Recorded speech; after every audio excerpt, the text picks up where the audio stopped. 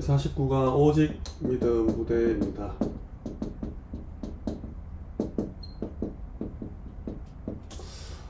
믿음이란 게 뭘까요?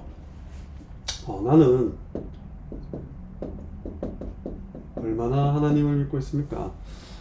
이 부분들은 사실은 참 평상시에는 생각해 보거나 가늠하기 힘든 부분들입니다. 문제와 사건 앞에서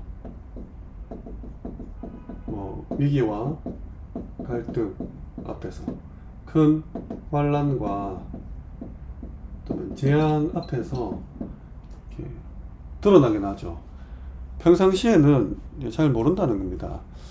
그래서 인간은 꼭 이렇게 문제를 당해봐야 내 믿음이 이렇게 측정되는 경우가 사실상 많죠.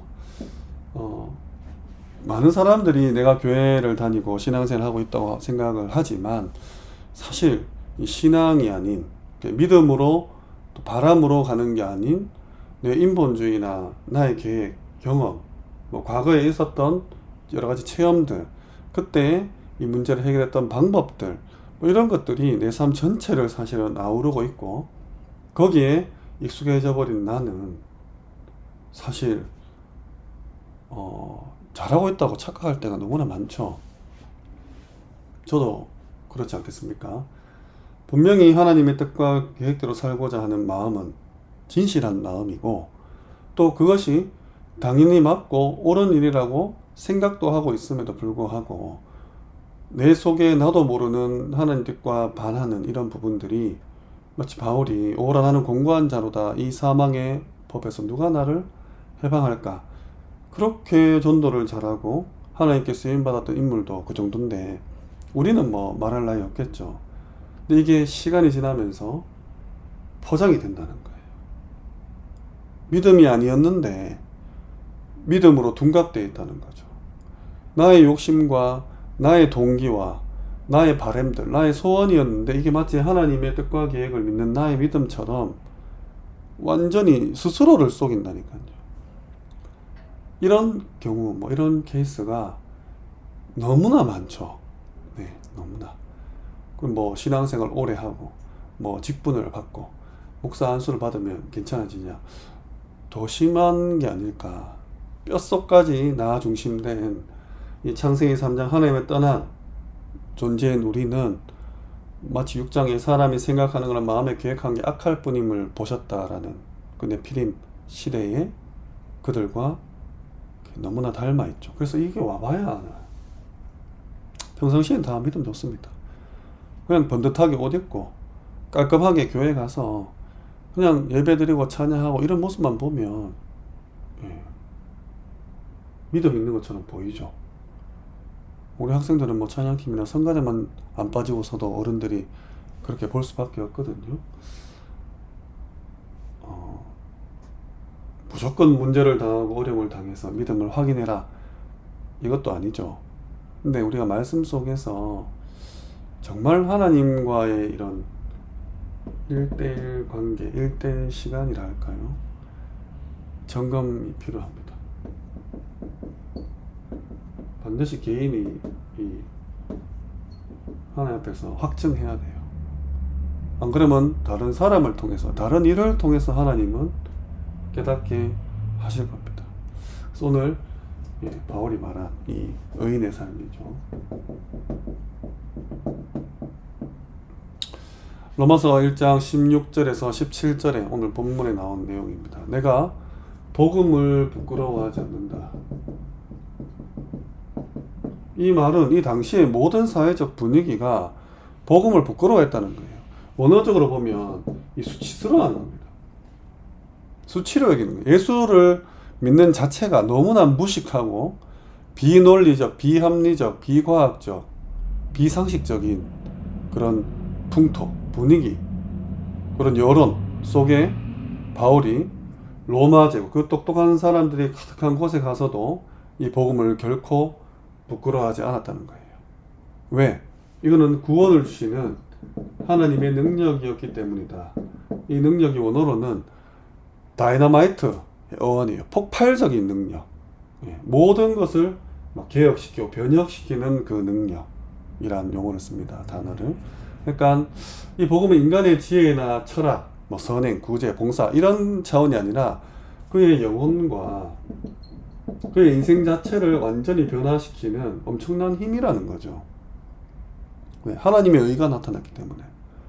하나님께서 인정하는 의, 하나님께서 내려주시는, 베풀어 주시는 의이기 때문에 이 의는 인간이 뭐 노력으로, 인간의 행위로 쌓아가는 게 아니라 하나님이 믿음이라는 것을 통해서, 이게 또 선물이라 했잖아요. 우리에게 전가하신 거죠. 완전 진흙탕 속에, 죽음 속에, 무덤 속에, 저주와 재앙 속에 죽었던 우리에게 하나님이 의를 믿음을 통해서 전가해 주시는 겁니다. 그래서 이 믿음에서 믿음에 이르게 하는 거예요. 그래서 오직 의인은 믿음으로 말미암아 살리라. 하박국서 2장 4절 이 말씀을 인용하죠. 이게 의인의 삶입니다. 이 부분이 체험되어져야 돼요. 복음은 우리 인간을 구원하는 능력이다.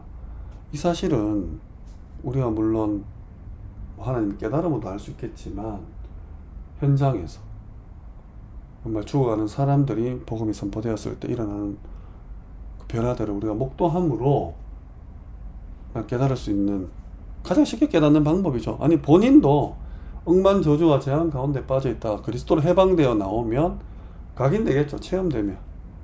근데 다 그렇게 예수 믿을 수는 없기 때문에 하나님이 전도에 미련한 것을 통해서 우리에게 구원의 능력을 알게 하시는 부분들을 깨닫게 하시는 거죠. 믿게 하시는 거죠. 그래서 늘 말씀드리지만 우리가 방주를 지어서 여러 사람들을 탑승시켜가지고 정말 좋은 일하고 구원에 이렇게 신부를 하는 것 같지만 사실은 나를 살리는 겁니다. 나를 위해서 방주를 지어라 했거든요. 그렇기 때문에 그런 풍토 속에서 수치스럽지 않았다. 의인의 삶입니다. 그러면 어리석은 자의 삶 어떻습니까? 이어서 21절에서 23절에 나오죠. 하나님은 알긴 알아요. 알되 전혀 영화롭게도 아니하며 감사하지도 아니한다. 그러니까 지식만 있고 경외가 없는 상태입니다. 언어로는 헛되게 하다, 마음이 허무해진다 이런 뜻이거든요.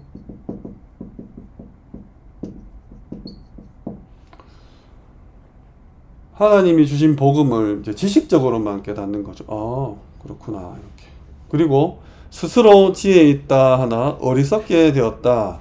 왜냐? 이 당시는 굉장히 인본주의가 완전히 발달해 있었고 이 철학 그리고 자기 피하는 것도 자기 자랑하고 이런 말쟁이들 할까요? 그때 왜 말하는 참새라고 바울이 별명을 얻었잖아요. 이런 헬라 철학자들도 이 진리를 말했지만 진리를 본인들이 말한다고 하지만 이 십자가 복음은 굉장히 부끄러워 수치스럽게 했어요.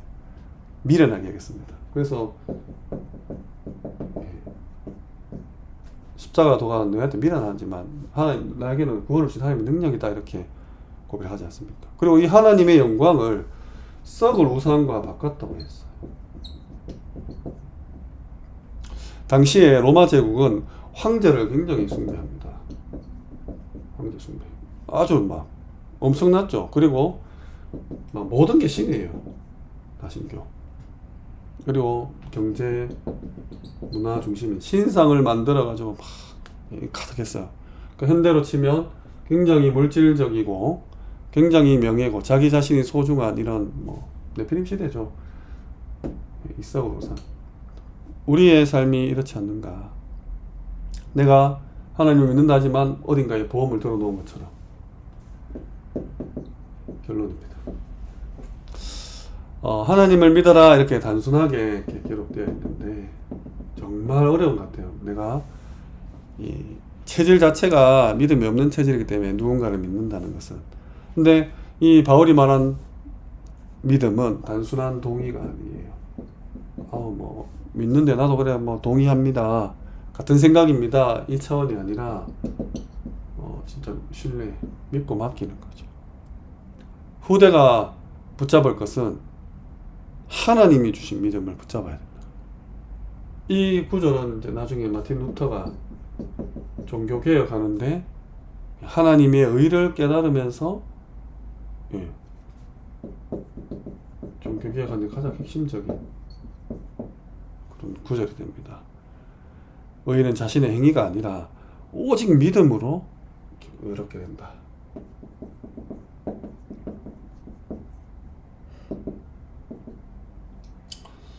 그래서 뭐 시편에도 바로 나오지 않습니까? 여호와를 믿는 그 믿음이 지식의 근본이다. 지혜의 근본이다.